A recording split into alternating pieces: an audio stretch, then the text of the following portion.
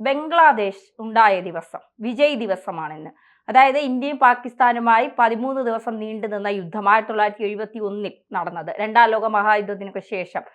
ആ വിജയത്തിൽ ഇന്ത്യ ഒരു പുതിയ രാജ്യം ഉണ്ടാക്കുന്നു, അതാണ് ബംഗ്ലാദേശ്. ആ ബംഗ്ലാദേശ് ഇന്ന് ഇന്ത്യക്ക് തന്നെ വലിയ വിനയായി മാറിയിരിക്കുന്നു, അല്ലെ? ശരിക്കും വിജയ് ദിവസം എന്നാണ് അറിയപ്പെടുന്നത്. കാരണം കാലങ്ങളായിട്ട് ഈ വിജയ് ദിവസം എന്ന് പറയുന്നത് ഇന്ത്യയിലെയും ബംഗ്ലാദേശിലെയും ഒക്കെ പട്ടാളത്തിലെ യുദ്ധത്തിൽ പങ്കെടുത്ത ആൾക്കാരും ഈ നിലയിലുള്ള സേനാംഗങ്ങളും ഒക്കെ ചേർന്ന് ആഘോഷിക്കുന്നതാണ്. പക്ഷേ ഇപ്പോൾ ആഘോഷിക്കാൻ പറ്റുന്ന ഒരു സ്ഥിതിയിലാണ്. ഒന്ന് ആലോചിക്കുക, ഷേഖ് ഹസീന അട്ടിമറിക്കപ്പെട്ടതിന് ശേഷം അവിടുത്തെ ഹിന്ദുക്കളെയൊക്കെ തന്നെ ക്രൂരമായി വംശഹത്യ നടത്തുകയാണ്. മാത്രമല്ല ഹിന്ദുക്കളായിട്ടുള്ള സന്യാസിമാർക്ക് പേരെല്ലാം ഉപദ്രവം. ശരിക്കും പറഞ്ഞാൽ ഈ ബംഗ്ലാദേശിന് ഇന്ത്യയോട് എത്രത്തോളം കടപ്പാട് വേണ്ടതാണ്. പാകിസ്ഥാൻ ബംഗ്ലാദേശിനെ ക്രൂരമായി ആക്രമിക്കുന്നു, അവിടുത്തെ ഹിന്ദുക്കളെയൊക്കെ കൂട്ടക്കൊല ചെയ്യുന്നു, വലിയ പ്രശ്നമുണ്ടാകുന്നു. വൻതോതിൽ ജനങ്ങൾ അഭയാർത്ഥികൾ ഇന്ത്യയിലേക്ക് വരികയാണ്. ഏതാണ്ട് 8-10 ലക്ഷത്തോളം അഭയാർത്ഥികൾ ഇന്ത്യയിലേക്ക് വരുന്നു. അപ്പം ഈ ബംഗ്ലാദേശികൾക്ക് മേലെ, അതായത് അന്ന് ബംഗ്ലാദേശ് അല്ല, അത് കിഴക്കൻ പാകിസ്ഥാൻ എന്നറിയപ്പെടുന്നത്, അവർക്ക് മേൽ വലിയ ആക്രമണം നടത്തുന്നു, വലിയ ഉപദ്രവങ്ങളൊക്കെ ഉണ്ടാകും. അങ്ങനെ നിന്നപ്പോൾ ഇന്ത്യ പറയുന്നു ഞങ്ങൾ നിങ്ങളെ സഹായിക്കാം. അപ്പോൾ ഇന്ത്യ ഇവിടെ നിന്ന് ആലോചിച്ച് കഴിഞ്ഞപ്പോൾ ഇന്ത്യക്ക് മനസ്സിലായി, കാരണം ഈ അഭയാർത്ഥികൾ കൂടുതലായി നമ്മുടെ രാജ്യത്തേക്ക് വന്നാൽ നമുക്കത് വലിയ നഷ്ടമാണ്. അപ്പോൾ സാമ്പത്തികപരമായി സൈനികപരമായിട്ടൊക്കെ നമ്മൾ കുറച്ച് സഹായം ചെയ്താൽ ആ ഒരു രാജ്യത്തെ, അല്ലെങ്കിൽ ആ ഒരു പുതിയൊരു രാജ്യം ഉണ്ടാക്കാനൊക്കെ സഹായിക്കാമെന്ന് വിചാരിച്ചു. അങ്ങനെയാണ് 1971 ഇൻഡോ പാക് യുദ്ധം ഉണ്ടാകുന്നത്. ഈ യുദ്ധം ഉണ്ടാകാനുള്ള അടിസ്ഥാന കാരണം എന്ന് പറയുന്നത് 1971 തന്നെ ഏതാണ്ട് ഏപ്രിൽ മെയ് മാസങ്ങളിൽ പാകിസ്ഥാൻ വെറുതെ നമുക്കെതിരെ ചില ചൊറിച്ചിലുകൾ, ചില ആക്രമണങ്ങൾ, ചില സൈനിക കേന്ദ്രങ്ങൾ ലക്ഷ്യമാക്കിയിട്ടുള്ള നീക്കങ്ങൾ ഇതൊക്കെ നടത്തിക്കൊണ്ടിരിക്കുകയാണ്. അപ്പോൾ ഇന്ത്യ ഗവൺമെൻറ് വിചാരിച്ചു ഇതൊരു പരിഹാരം കാണണം. അപ്പോൾ ഈ ഏപ്രിൽ മെയ് മാസങ്ങളിലാണ് പാകിസ്ഥാൻ ഇത്തരത്തിലുള്ള ചെറിയ ചൊറിച്ചിലൊക്കെ ആയിട്ട് വരുന്നത്. അപ്പോൾ ഇന്ത്യ ഗവൺമെൻറ് ഒരു തീരുമാനമെടുത്തു. സാം മനേക്ഷ എന്ന് പറയുന്ന ഇന്ത്യയുടെ ആദ്യത്തെ ഫീൽഡ് മാർഷൽ അദ്ദേഹത്തോട് പറയുന്നു, നമ്മൾ അതിർത്തിയിൽ കുറച്ചുകൂടി ഗൗരവപരമായ ചില ഇടപാടുകൾ നടത്തണം, ചില ഇടപെടൽ വളരെ അത്യാവശ്യമാണ്, അവിടുത്തെ സെക്യൂരിറ്റി വർദ്ധിപ്പിക്കണം. അപ്പോൾ കാര്യങ്ങളൊക്കെ വ്യക്തമാക്കി. അപ്പോൾ ഇദ്ദേഹത്തെ നേരത്തെ മുതൽ തന്നെ ഒരു വലിയ വിശ്വസ്തയോടു കൂടിയാണ് ഇത്തരത്തിലുള്ള ഒരു പ്രധാനപ്പെട്ട പദവിയിൽ ഏർപ്പെടുത്തുന്നത്, അല്ലെങ്കിൽ പദവി നിയോഗിക്കുന്നത്. അങ്ങനെ പാകിസ്ഥാൻ അവരുടെ മുങ്ങിക്കപ്പലും ഒക്കെ ആയിട്ട് നമുക്കെതിരെ വരുന്നു. വിശാഖപട്ടണമാണ് അവർ ആക്രമിക്കാനായിട്ട് പ്രധാനമായും പദ്ധതി ഇടുന്നത്. വിശാഖപട്ടണം എന്ന് പറയുന്നത് മധ്യപ്രദേശിലാണ്. അവിടെയാണ് നമ്മുടെ സ്റ്റീൽ നിർമ്മാണത്തിൻ്റെ വലിയൊരു ഫാക്ടറിയൊക്കെ ഉള്ളത്. അപ്പോൾ അവിടേക്ക് അറ്റാക്ക് ചെയ്യുക, നമ്മുടെ വ്യാവസായിക മേഖലയെ തകർക്കുക, ഇതൊക്കെയാണ് അവരുടെ ലക്ഷ്യം. പക്ഷേ ഇന്ത്യ അത് മുൻകൂട്ടി കണ്ട് അതിനുള്ള പ്രതിരോധ മാർഗ്ഗങ്ങളൊക്കെ നമ്മൾ അവലംബിക്കുകയും ചെയ്തു. എന്തായാലും യുദ്ധം ആരംഭിച്ചു. അപ്പോൾ ഏതാണ്ട് 13 ദിവസത്തോളം യുദ്ധം നീണ്ടു നിന്നു. അപ്പോൾ ഇന്ത്യ ശരിക്കും അവരെ ആക്രമിച്ചു. മാത്രമല്ല ഈ ബംഗ്ലാദേശിലെ ജനങ്ങൾക്ക് നേരെയാണല്ലോ ആക്രമണം ഉണ്ടായത്. അതുകൊണ്ട് അവർ ഒരു സേനയെ രൂപീകരിക്കുന്നു. മുക്തി ബാഹിനി എന്നാ പേര്. ഈ മുക്തി ബാഹിനിക്ക് വേണ്ട സൈനികപരമായ സഹായം ചെയ്തു കൊടുക്കുന്നത് ഇന്ത്യൻ ആർമിയാണ്. അതുപോലെ അവർക്ക് വേണ്ട ആയുധങ്ങൾ ഇല്ല. അത് ഈ അവിടെയുള്ള പ്രശ്നങ്ങൾ, അതായത് ആഭ്യന്തര പ്രശ്നത്തിന് വേണ്ടി ഉയർന്നു വന്ന ഒരു സേനയാണ്. ബംഗ്ലാദേശികളാണ് ഏറെ പങ്ക്, പക്ഷെ അവർക്ക് ആയുധമൊന്നുമില്ലല്ലോ. അപ്പോൾ ഇന്ത്യ അവർക്ക് സൈനികപരമായുള്ള ട്രെയിനിങ് കൊടുക്കുന്നു, ആയുധം കൊടുക്കുന്നു. എന്നിട്ട് ഇന്ത്യയും മുക്തിബാഹിനി എന്ന് പറയുന്ന സേനയും കൂടെ ഒരുമിച്ചാണ് പാകിസ്ഥാനെ ആക്രമിക്കുന്നത്. 71 വലിയ ആക്രമണം നടക്കുന്നു. ഒടുവിൽ പാകിസ്ഥാൻ കീഴടങ്ങുന്നു. പാകിസ്ഥാൻ കീഴടങ്ങിയപ്പോൾ എന്ത് പറ്റിയെന്ന് വെച്ചാൽ ഏതാണ്ട് 1,90,000 പാകിസ്ഥാൻ ഭടന്മാർ ഇന്ത്യയുടെ കസ്റ്റഡിയിലായി. ഇവരെ മുഴുവൻ നമ്മൾ ജയിലുകളിൽ നിറച്ചു.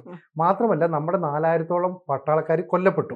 മാത്രമല്ല 100-ഓളം സിവിലിയൻസ്, അതായത് സാധാരണക്കാർ ഈ ആക്രമണത്തിൽ കൊല്ലപ്പെട്ടു. അപ്പോൾ വലിയ ആക്രമണം അങ്ങോട്ടും ഇങ്ങോട്ടും നടന്നു. പക്ഷേ 13 ദിവസം നമ്മൾ യുദ്ധം തീർക്കാനായിട്ട് പറ്റി. അങ്ങനെ 13 ദിവസം കൊണ്ട് യുദ്ധം തീർന്നപ്പോൾ ഇൻസ്ട്രുമെന്റ് ഓഫ് സറണ്ടർ എന്ന് പറയുന്ന ഒരു ഉടമ്പടിയിൽ ഒപ്പുവെച്ചുകൊണ്ടാണ് ഈ പ്രശ്നം തീർത്തത്. അന്ന് പാകിസ്ഥാൻ്റെ ആർമിയുടെ ലെഫ്റ്റനന്റ് ജനറലായ എ.കെ. നിയാസിയാണ് ഈ എഗ്രിമെന്റിൽ ഒപ്പുവെച്ചത്. ഈ ഒപ്പുവെച്ചതനുസരിച്ച് യുദ്ധം അവസാനിക്കുന്നു. അങ്ങനെ ബംഗ്ലാദേശ് എന്ന് പറയുന്ന ഒരു പുതിയ രാജ്യം രൂപം കൊള്ളുന്നു. അപ്പോൾ ഈ ബംഗ്ലാദേശിന് നമ്മൾ സഹായം ചെയ്തു കൊടുത്ത ആരാണ്? മുക്തി ബാഹിനി എന്ന് പറയുന്ന ഒരു ടീമിനാണ്. അപ്പോൾ അവരവിടെ വെച്ചിട്ട് ബംഗ്ലാദേശ് എന്ന് പറയുന്ന ഒരു പുതിയ രാജ്യം ഉണ്ടാകുന്നു. ആ രാജ്യത്തിന് വേണ്ട എല്ലാ സഹായങ്ങളും നമ്മൾ ചെയ്തു കൊടുക്കുന്നു. അങ്ങനെ കിഴക്കൻ പാകിസ്ഥാൻ എന്ന് പറയുന്ന പ്രദേശം അടർത്തി മാറ്റി ബംഗ്ലാദേശ് എന്ന് പറയുന്ന പുതിയൊരു രാജ്യം ലോകത്തിന് മുന്നിൽ അവതരിപ്പിക്കുകയാണ്. അപ്പോൾ ഈ ഒരു അങ്ങനെയുള്ള പരമാധികാരമുള്ള ഒരു രാജ്യം എന്ന് പറയുന്നത് ഈ ഇന്ത്യൻ സായുധ സേനയുടെ പിന്തുണയിൽ രൂപം കൊണ്ടതാണ്. അതേ ബംഗ്ലാദേശാണ് ഇന്ന് ഷേഖ് ഹസീന അട്ടിമറിച്ചപ്പോൾ ജമാഅത്ത് ഇസ്ലാമിയുടെ പിന്തുണയോടെ ഇന്ത്യക്കെതിരെ തുടർച്ചയായി ആക്രമണം നടത്തുന്നത്. അതുകൊണ്ട് തന്നെ ഈ വിജയ് ദിവസ് വലിയ ആഘോഷമാക്കി മാറ്റാൻ ഇപ്പം ബംഗ്ലാദേശിന് കഴിയുന്നില്ല. മാത്രമല്ല ഇന്ത്യക്കാരായ സന്യാസിമാർക്ക് നേരെ ഉണ്ടല്ലോ. എന്തായാലും ഇപ്പം വലിയ ആക്രമണം നടത്തുന്നതിൻ്റെ ഭാഗമായി ചിന്മയ് കൃഷ്ണദാസ് എന്ന് പറയുന്ന ആചാര്യന് നേരെ അറസ്റ്റ് ഉണ്ടാക്കുന്നു. അദ്ദേഹത്തെ പിടിച്ച് ജയിലിടുന്നു. ഈ ഇദ്ദേഹത്തെ മോചിപ്പിക്കണമെന്ന് ആവശ്യപ്പെട്ട് സന്യാസിമാർ വരുമ്പോൾ അവരെയും പിടിച്ച് ജയിലിടുന്നു. എന്നിട്ട് ഹിന്ദുക്കളെ പരമാവധി കൊന്നൊടുക്കാൻ ശ്രമിക്കുന്നു. UN അടക്കം ഇടപെടണമെന്ന് ആവശ്യമുയർന്നു. അപ്പം ബംഗ്ലാദേശ് ശരിക്കും ഇന്ത്യക്ക് ഒരു ബാധ്യതയായി മാറുന്നു. മാത്രമല്ല ഇന്ത്യക്ക് എപ്പോൾ വേണമെങ്കിലും ബംഗ്ലാദേശിനെ ആക്രമിച്ച് കീഴ്പ്പെടുത്താവുന്നതേ ഉള്ളൂ. തീർച്ചയായിട്ടും ഇന്ത്യൻ സൈന്യം ഇറങ്ങിയാൽ ഈ ബംഗ്ലാദേശ് ഉണ്ടാവില്ല എന്നുള്ളത് യാഥാർത്ഥ്യമാണ്. മാത്രമല്ല ഈ ഷെയ്ഖ് ഹസീന പോയതിനു ശേഷം ഈ തീവ്രവാദികളായ ജമാഅത്തെ ഇസ്ലാമികളായ തീവ്രവാദികൾ അതിർത്തി കടന്ന് ഇന്ത്യയിലേക്ക് എത്തുന്നു എന്നുള്ളതും ഇന്ത്യ വല്ലാതെ രീതിയിൽ അത് ആശങ്കപ്പെടുന്നുണ്ടെങ്കിലും നിരീക്ഷണം ശക്തമാക്കിയിട്ടുണ്ട് ഇന്ത്യ. പിന്നെ അത്തരത്തിലുള്ള നീക്കങ്ങൾ. പക്ഷെ ഇത് കൊച്ചിയുമായി എന്താണ് സിഞ്ചി ബന്ധം? ഇതിന്റെ ഒരു ബന്ധം എന്ന് പറയുന്നത് ചരിത്രത്തിൽ തന്നെ ഏറ്റവും ചെറിയ യുദ്ധങ്ങളിലൊന്നും നമുക്ക് പറയാം ഇതിന് 1974 യുദ്ധത്തിൽ. കാരണം 13 ദിവസമല്ലേ നിന്നുള്ളൂ. മാത്രമല്ല ഈ യുദ്ധത്തിൽ ഏതാണ്ട് 13 ദിവസം കൊണ്ട് ഇവർ കീഴടങ്ങി. അന്ന് നമ്മുടെ അതിർത്തിയിലേക്കാണ് ഇവർ ബോംബാക്രമണമൊക്കെ നടത്തുന്നത് പാകിസ്ഥാന്റെ. അപ്പൊ നമ്മൾ താമസിക്കുന്നത് നമ്മുടെ അതിർത്തി. ഇപ്പൊ കേരളത്തിലേക്ക് ആക്രമണം നടത്തേണ്ട കാര്യമുണ്ടോ? ഇല്ല. പക്ഷേ കേരളം ഒരു അതിർത്തിയാണ് എന്ന് പറഞ്ഞാൽ കടലോരത്തോട് ചേർന്ന് നിൽക്കുന്ന പ്രദേശങ്ങളെല്ലാം നമ്മുടെ അതിർത്തിയാണ്. നമുക്കറിയാം മുംബൈ ആക്രമണം നടന്നത് എന്താ? കടലിനോട് ചേർന്ന് നിൽക്കുന്ന സ്ഥലത്താണ്. അന്ന് തീവ്രവാദികൾ വന്നങ്ങനെ ഒരു സ്പീഡ് ബോട്ടിൽ വന്നിറങ്ങി, അങ്ങനെയല്ലേ അജ്മൽ കസബും ടീമോട് വന്ന് ആക്രമണമൊക്കെ നടത്തിയത് എന്ന് പറയുന്ന പോലെ കേരളവും ഒരു അതിർത്തി ഗ്രാമമാണ്. നമ്മൾ നേരത്തെ പറഞ്ഞല്ലോ, ഈ വിശാഖപട്ടണം ഉൾപ്പെടെയുള്ള കേന്ദ്രങ്ങളിൽ ആ സ്ഥലങ്ങളൊക്കെ ലക്ഷ്യമിട്ട് ഇവരുടെ ഒരു കപ്പൽ കടലോരത്ത് നിലയുറപ്പിച്ചു.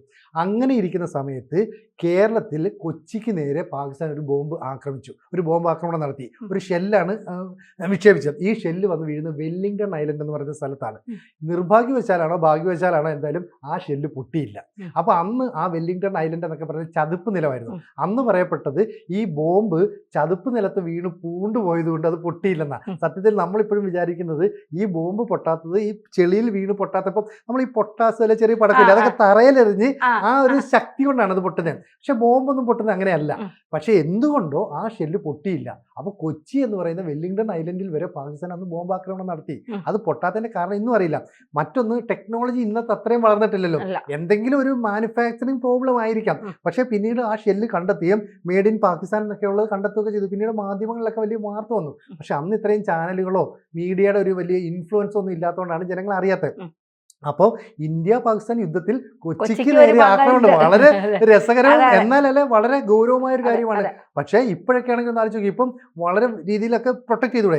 ഇപ്പോഴും കൊച്ചി എന്ന് പറയുന്നതോ കോഴിക്കോട് എന്ന് പറയുന്നതോ തിരുവനന്തപുരം എന്ന് പറയുന്നതോ നമ്മുടെ അതിർത്തി മേഖലയാണ്. കാരണം എപ്പോൾ വേണമെങ്കിലും ഒരു ഷിപ്പിന് അല്ലെങ്കിൽ ഒരു സ്പീഡ് ബോട്ടിന് ഈ കടൽ മേഖലയിൽ പ്രത്യക്ഷപ്പെടാം. നമുക്കിപ്പം കൊച്ചിയൊക്കെ സംരക്ഷിക്കാൻ കോസ്റ്റ് ഗാർഡ് ഉണ്ട്. ഈ കോസ്റ്റ് ഗാർഡിന് 2-3 കപ്പൽ വന്ന് സംരക്ഷിക്കുന്ന സമയത്ത് അവർ അറ്റാക്ക് ചെയ്യുകയൊക്കെ ചെയ്യാം. ഒരു സ്പീഡ് ബോട്ട് വിത്തിൻ സെക്കൻഡ്സിൽ വളരെ സ്പീഡിൽ വന്നു നിന്ന് നമ്മുടെ നാട്ടിലേക്ക് ഒരു ബോംബ് അറ്റാക്ക് നടത്തിയാൽ എന്ത് ചെയ്യാൻ പറ്റും? ഒന്നും ചെയ്യാൻ പറ്റില്ല. അതിന്റെ പ്രത്യക്ഷ ഉദാഹരണമാണ് അജ്മൽ കസബ് വന്നത്. അപ്പൊ അതുകൊണ്ട് കടലോര മേഖലകളെല്ലാം തന്നെ അതിർത്തിയാണ് നമുക്ക് പറയാം. നമ്മുടെ ചിന്തയിൽ അതിർത്തി എവിടെ? ജമ്മു കാശ്മീർ അല്ലെ, അല്ലെങ്കിൽ ബംഗാളിന്റെ അവിടെ അപ്പുറം ആസാം, ഒറീസ, അല്ലെങ്കിൽ ഈ മേഘാലയ, ഷില്ലോങ്, ഇതൊക്കെയാണ് നമ്മൾ ചിന്തിക്കുക. അങ്ങനെയല്ല, കടലോരമുള്ള ഏത് മേഖലയും അതിർത്തിയാണെന്ന് പറയാം. അപ്പോൾ കേരളവും വലിയൊരു അതിർത്തി. ഇപ്പോൾ ഏറ്റവും ഒടുവിൽ വിഴിഞ്ഞം പോർട്ട് വന്നു. അപ്പോൾ ഈ വിഴിഞ്ഞം പോർട്ടിൽ വേണമെങ്കിലും ആക്രമണം നടത്തിക്കൂടെ? അവിടെ നമ്മൾ പോർട്ടൊക്കെ ഉണ്ടാക്കിയിട്ടുണ്ട്. അപ്പോൾ അത്തരത്തിലുള്ള അറ്റാക്ക് നടത്തുന്ന സ്ഥലങ്ങളെല്ലാം തന്നെ എന്താ? അതിർത്തി മേഖലയാണെന്ന് പറയാം. അത്തരം മേഖലകളിലേക്ക് ആക്രമണം നടത്താൻ ഇനിയും സാധ്യതയുണ്ട്. അപ്പോൾ ഇവിടെയൊക്കെ നമ്മൾ വളരെ കൂടുതൽ ശ്രദ്ധിക്കണം. എന്തായാലും ലോകത്തിൻ്റെ മുന്നിൽ 2ാം ലോക മഹായുദ്ധത്തിന് ശേഷം നടന്ന ഏറ്റവും കുറഞ്ഞ കാലയളവിൽ അവസാനിച്ച ഒരു യുദ്ധമാണിത്. മാത്രവുമല്ല, ഏറ്റവും കുറഞ്ഞ കാലയളവിൽ യുദ്ധം അവസാനിച്ചത് കൂടാതെ ഏറ്റവും അധികം പട്ടാളക്കാർ കീഴടങ്ങിയൊരു യുദ്ധം, അങ്ങനെയും പറയാം. അപ്പോൾ 90,000-ഓളം ഭടന്മാർ കീഴടങ്ങിയല്ലോ. വേണമെങ്കിൽ ഒരു എഗ്രിമെൻ്റ് ഒപ്പിട്ടിട്ട് നമുക്ക് ചില കാര്യങ്ങൾ ചെയ്യാമായിരുന്നു. അന്ന് പാക് ഒക്യുപ്പൈഡ് കാശ്മീർ, POK എന്ന് നമ്മൾ പറയത്തില്ലേ, ഈ സ്ഥലം പാകിസ്ഥാൻ്റെ കയ്യിലിരിക്കുക.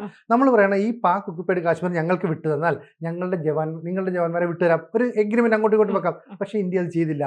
അന്ന് പ്രധാനമന്ത്രിയായിരുന്ന ഈ ഇന്ദിരാഗാന്ധി, അതുപോലെ തന്നെ ഈ മനേക് ഷാ എന്ന് പറഞ്ഞ നമ്മുടെ, ഞാൻ പറഞ്ഞില്ല നേരത്തെ, ചീഫ്, അതായത് ഈ ഫീൽഡ് മാർഷൽ, അതായത് സൈന്യത്തിൻ്റെയൊക്കെ മേലധികാരി എന്ന് പറയാം, അദ്ദേഹമൊക്കെ കൂടെ ചേർന്ന ഒരു യോഗത്തിൽ ഒരു തീരുമാനം എടുത്തു. അതിനാണ് നമ്മൾ പിന്നീട് സിംല കരാർ എന്നൊക്കെ പറയുന്നത്. അതിൻ്റെ കൂടുതൽ വിവരങ്ങളൊന്നും പുറത്ത് ഇപ്പോഴും വന്നിട്ടില്ല. എന്തായാലും ഇന്ദിരാഗാന്ധി എടുത്ത തീരുമാനം അനുസരിച്ച് പിടികൂടിയ 90,000 പാകിസ്ഥാൻകാരെ നമ്മൾ വിട്ടുകൊടുത്തു. അങ്ങനെ വിട്ടുകൊടുക്കാതെ നമ്മൾ ആ POK പിടിച്ചെടുത്തിരുന്നെങ്കിൽ ഇന്ന് ഈ യുദ്ധമോ പ്രശ്നങ്ങളോ ഒന്നും ഉണ്ടാകില്ല. അപ്പൊ നമ്മൾ ആരെയൊക്കെ സഹായിച്ചോ, ആർക്കൊക്കെ വേണ്ടി നിലകൊണ്ടോ, അവരെല്ലാം നമ്മളെ തിരിച്ചു കൊടുത്തു. ഇന്നും പാകിസ്ഥാൻകാർ ജമ്മു കാശ്മീരിൽ വന്ന് നമ്മളെ തിരിച്ചടിച്ചോണ്ടിരിക്കുകയല്ലേ. ബംഗ്ലാദേശ് പരമാവധി ഉപദ്രവിച്ചുകൊണ്ടിരിക്കുന്നു. മാത്രമല്ല, ഷേഖ് ഹസീനെ വിട്ടുതന്നില്ലെങ്കിൽ ഞങ്ങൾ ഇവിടെ ആക്രമിച്ച് ശരിപ്പെടുത്തും എന്നൊക്കെ പറയുന്നു. അപ്പം ഇന്ത്യ എല്ലാ കാലത്തും സഹായം ചെയ്തവർ ആ അയൽ രാജ്യങ്ങൾ നമുക്ക് തന്നെ പാരയായി വരുന്നത്. എന്തായാലും ഒരു കാര്യത്തിൽ അഭിമാനിക്കാൻ നമുക്ക്, പാകിസ്ഥാനുമായിട്ട് 13 ദിവസം കൊണ്ട് ഒരു യുദ്ധത്തിൽ വിജയം നേടാൻ ഇന്ത്യക്ക് കഴിഞ്ഞു. അപ്പൊ ആ വിജയ ദിവസമാണിത്. അതിന്റെ ഒരു ആഹ്ലാദം, സന്തോഷമൊക്കെ ഇന്നും നമ്മൾ പങ്കുവെക്കുന്നുണ്ട്. പക്ഷേ ബംഗ്ലാദേശിലുള്ള ഈ പട്ടാള ഭരണാധികാരികളോ യുദ്ധത്തിൽ പങ്കെടുത്തവരോ ഒക്കെ പഴയതുപോലെ ഇന്ത്യയുമായിട്ട് ഇന്ന് സഹകരിക്കുന്നില്ല എന്നുള്ളൊരു ദുഃഖസത്യം. പക്ഷെ വളരെ പ്രധാനപ്പെട്ട ഒരു കാര്യം, കേരളത്തിലേക്ക് പാകിസ്ഥാൻ ബോംബിട്ടു എന്നുള്ളതാണ്. പാകിസ്ഥാന്റെ ഒരു ഷെല്ല് വന്ന് വീണു. അതെ, വെല്ലിംഗ്ടൺ ഐലൻഡിൽ അല്ലെ. ഈ അതെ. പുതുതലമുറയ്ക്കൊന്നും അത് കേട്ടുകേൾവില്ലാത്തൊരു കാര്യമല്ലേ. എന്ന് പറഞ്ഞാൽ ഇനിയും പാകിസ്ഥാൻ വേണമെങ്കിൽ എവിടെ ആക്രമിച്ചേക്കാം, കൊച്ചിയെ ആക്രമിക്കാം. കൊച്ചി ഉൾപ്പെടെയുള്ള കേരളത്തിന്റെ കേരളത്തിലെ- തീരമേഖലയിൽ അല്ലേ. അതെ, അതെല്ലാം തന്നെ നമ്മുടെ അതിർത്തികളാണ്. ജാഗ്രതയോടെ കാത്തിരിക്കുക, അല്ലെങ്കിൽ ജാഗ്രതയോടെ മുന്നോട്ട് പോകുക എന്നുള്ളത് മാത്രമേ ഉള്ളൂ.